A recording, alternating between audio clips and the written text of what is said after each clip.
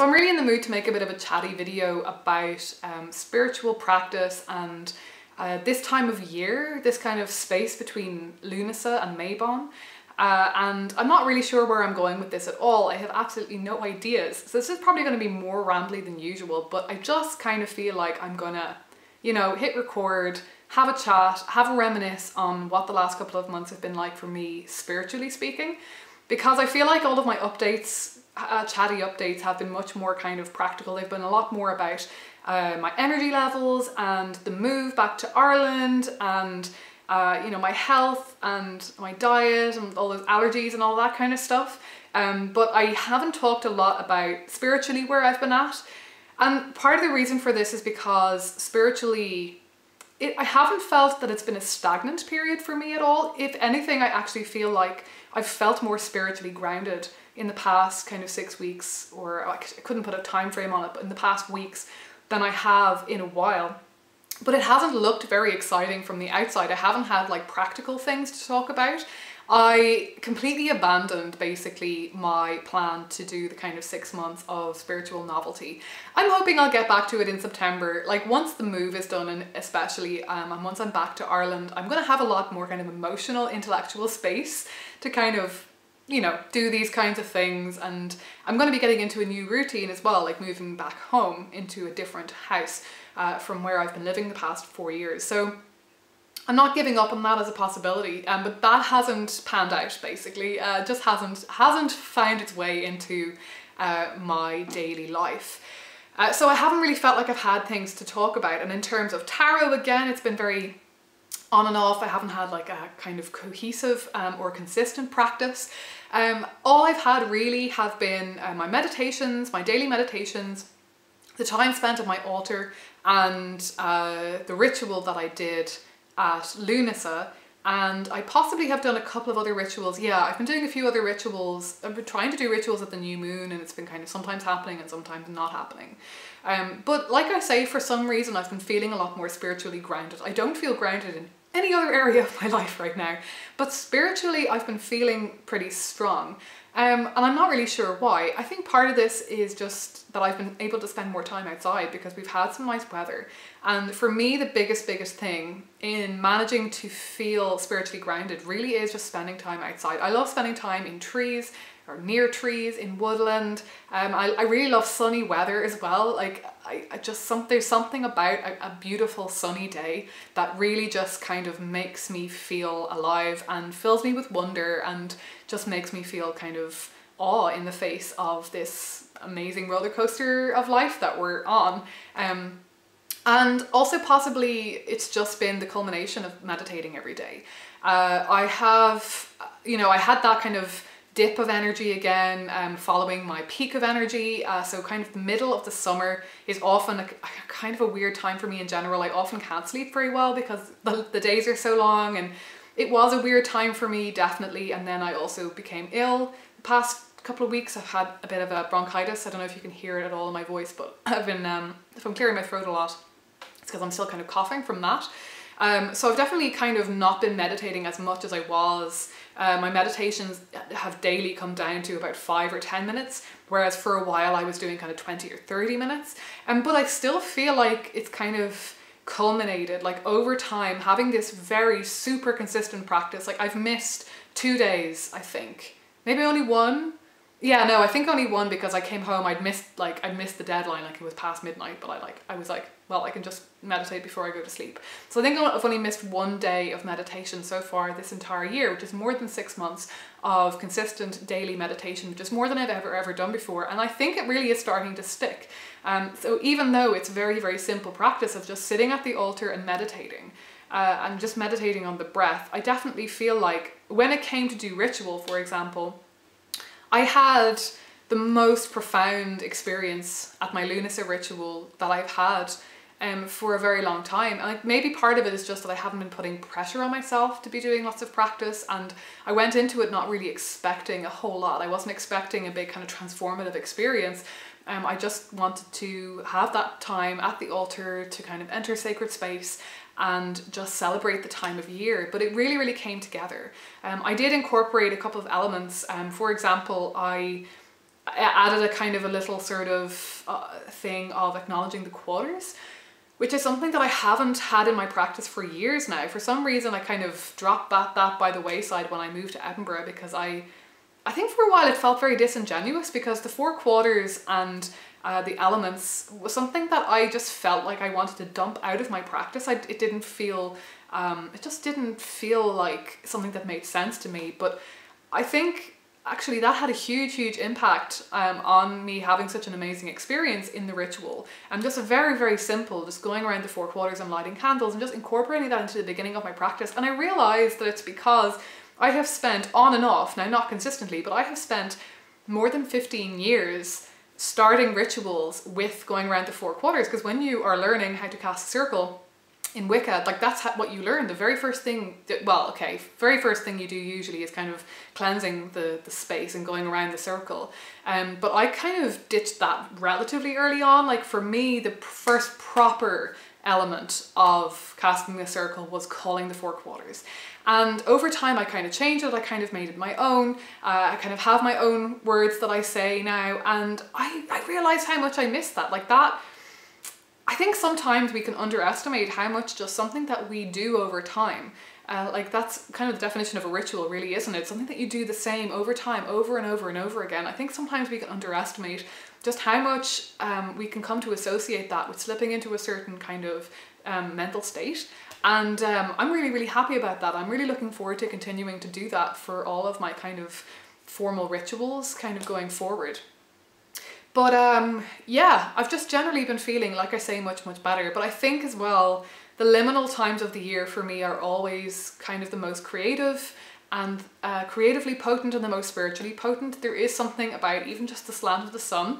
I was out for a walk today and I was thinking, God, why is it just so beautiful? The sun was shining, it was just so golden. And I realized it's just because the sun isn't so high in the sky anymore, and it's kind of giving us that kind of golden glow. Like we don't get that kind of golden glow here in Scotland in the height of summer. I think you tend to get the glow when the sun is very high in the sky during the summer, and when you're closer to the equator. Correct me if I'm wrong, like you get a particular kind of bright golden summer sun, but the sun never gets high enough here to get that. But we get this glow kind of in spring and autumn where the sun is kind of just slanting, you know, across the horizon, you know, where we just get that, it's just absolutely beautiful. And the trees are starting to turn already, and to me it's autumn. Like to me it's been autumn since the 7th of August, and spring and autumn are just by far my happiest times in the year, and they are the times when I just feel the most connected to the outdoors and to my spirituality and so on. And I would love to find a way of bottling that feeling and just kind of carrying it with me through the dark of winter. But we'll see if I can manage to do that. Another thing that I've been enjoying is having a different altar set up. So I mentioned this, I made a video on it before, I'll link that up here or wherever, where I had this realization that I wanted to create a different altar for all 4 seasons. Now I haven't changed it for autumn yet. I did create the new one for summer, and I decided that summertime was going to be my Cernunnos time, it was going to be my horned god time. But the altar itself hasn't changed a lot, you know, from what it was to that, because I feel like my altar was quite summery anyway. And I haven't changed it yet to my autumn altar, even though I feel like going forward I might actually change it at the time when I consider the seasons to change. So kind of early August, early May, early February, etc. So I haven't changed it yet, but that's kind of mostly because I'm moving back to Ireland in September, so I kind of feel like this year I might just change it at the equinox, because it's going to be very much a fresh start, moving back to Ireland, getting a new altar set up and all of that kind of thing. But I have really been enjoying the sense of slight newness, even though it hasn't been that different. I've been enjoying that sense of novelty, and I've been excited to kind of work on that going forward. I think initially I was a little bit disappointed that it didn't feel like a huge change, and I didn't feel any big change in my practice, but I kind of realized that I think sometimes we expect too much out of the changes that we implement in our spiritual practice, and we expect when we kind of have a new idea or look into something new that it's going to have this huge life-changing effect on us.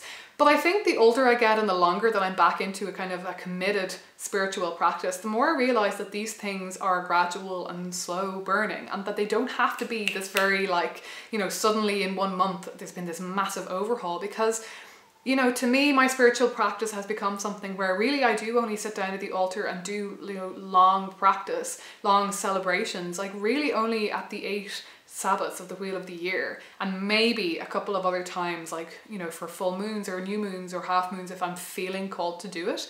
And you know, it takes a while, it takes a couple of cycles to kind of feel any changes to kind of coming into effect.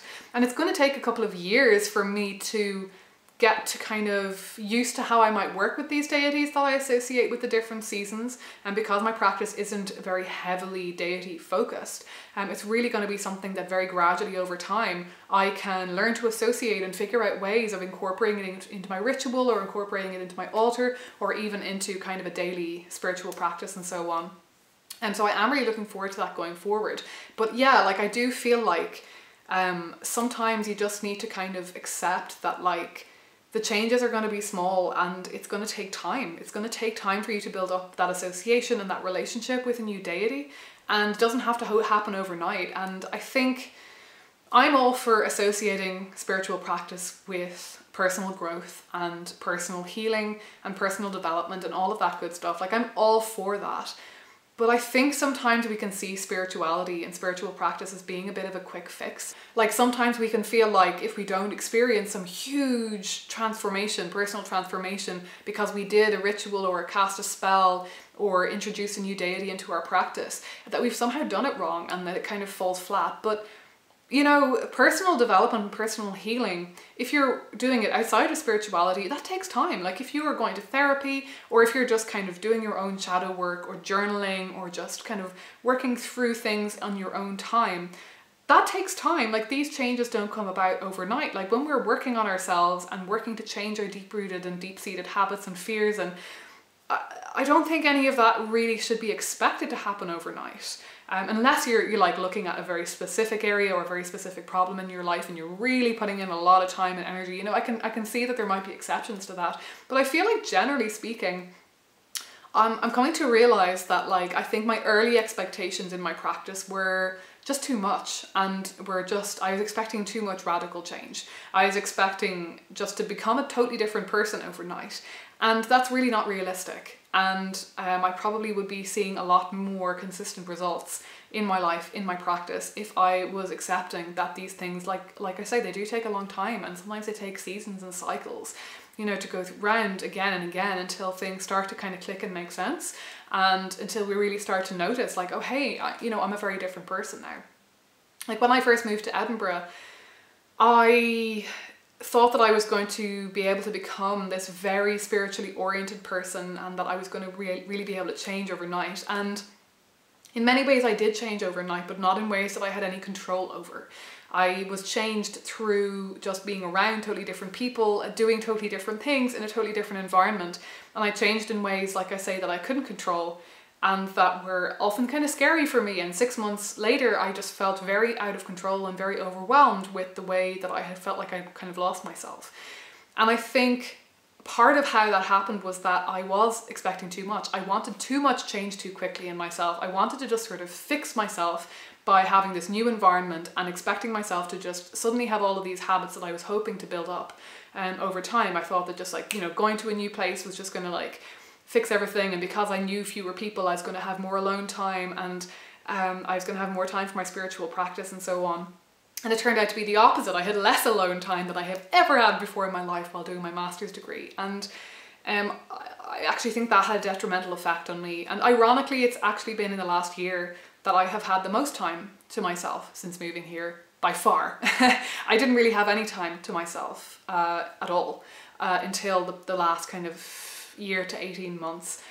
And that's the time in which I have felt like I have most kind of settled into myself while living here. And that's the time in which I have found my way back to my spirituality in a really kind of strong way. And it's through that time that I have started to feel spiritually grounded. And it's only now, looking back on the last 4 years that I've spent here, that I can really see the ways in which I've changed and the person that I've become, and just how much I've grown, how much I've evolved, and how much, in some ways, more stable that my spirituality really does feel, having come through everything that I've come through. But, you know, it does take time. It takes years, if not decades sometimes, to see this change kind of implement itself, and I'm okay with that. Like, I'm okay with that right now. So as much as I talk about all the things that are going to be triggers for change when I move back to Dublin, like, yes, that's true in some ways. Like, you do have the opportunity for a clean slate when you move to a new place, or really when you change any kind of major part of your life. You do have this chance to kind of reinvent yourself.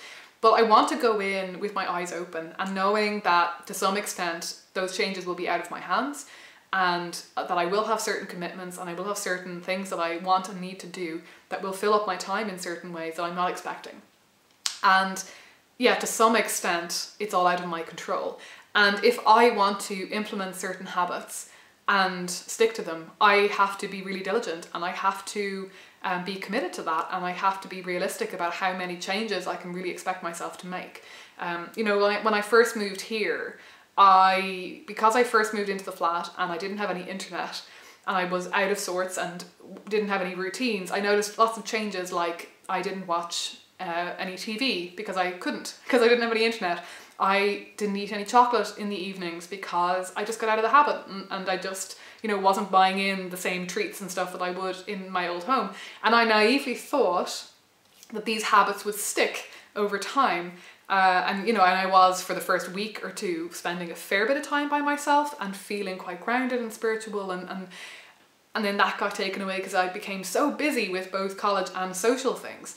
And so because I didn't kind of make a strong commitment to upholding any of those habits, and I didn't really examine them strongly when they kind of started to flood back in, like, so when I started to watch TV again and when I started to eat chocolate again in the evenings, when I found myself, you know, buying chocolate into the house in the evenings again, because I had kind of naively assumed that those habits would stick forever just because they had appeared in the first couple of weeks. Oh, waking up early was another one, going to bed early.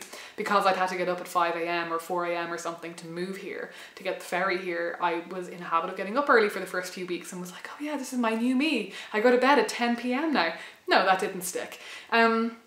So I think I'm going into my experience moving back to Dublin with my eyes wide open and realising, like, I don't want to be rigid anymore either. I don't have rigid expectations. I enjoy watching TV in the evening. I find it a very, very good way for me to wind down. So I really enjoy spending some time in the evening playing a video game, watching TV, doing something quite mindless. And as long as I don't let myself eat up my entire evening doing that, then I feel productive. Then I feel happy with myself. As long as I feel like I've done something else with my evening every day, whether it's chores, whether it's reading a book, or doing something more creative, I don't really care. But, or even just going for a walk or a run. You know, I like to feel like I've done something with my evening other than just watch TV, and that's okay. I'm happy with that. I don't need to be a person who never watches TV. That's just out of my reach. I enjoy TV shows. I especially enjoy watching film and movies, and it's an important part of my life. So I think wanting to become a person who doesn't enjoy those things seems odd and unrealistic, and like it's not something that I want to give up. The same with like eating chocolate in the evening. That's a habit that maybe I do eventually want to kick completely, for example, but like I think being realistic about it and being willing to accept that maybe it'll be baby steps, and maybe I, you know, like and if I do actually want to commit to making a dietary change that's so drastic as that, that it's going to take a lot of effort and a lot of self-control and time. And just not to beat myself up if I realise that I've fallen off the wagon.